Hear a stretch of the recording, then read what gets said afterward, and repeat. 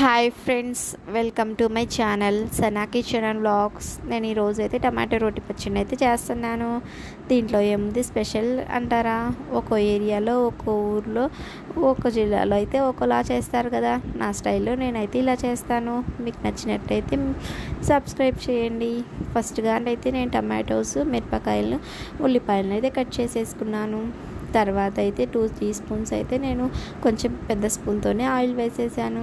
Oil heat అయిపోయిన తర్వాత మనం కట్ చేసుకున్నవన్నీ వేసేయండి. వేసేసి కొంచెం సేపు అయితే మూత పెట్టేసి అయితే కొంచెం సేపు మగ్గనివ్వండి.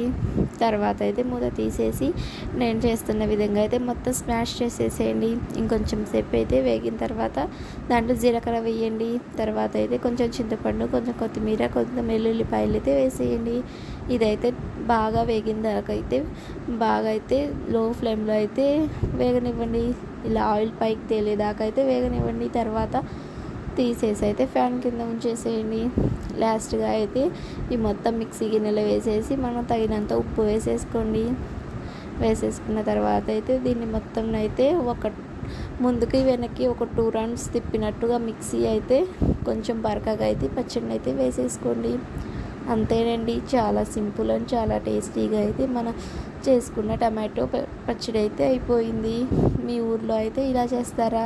లేకపోతే నేను వేసిన ఇంగ్రీడియంట్స్ మీరు కూడా వేస్తారా? దీంట్లో తక్కువ వేస్తారా, ఎక్కువ వేస్తారా? మీ ఏరియాలో అయితే ఎలా చేస్తారు అయితే కామెంట్ చేయండి. Bye friends.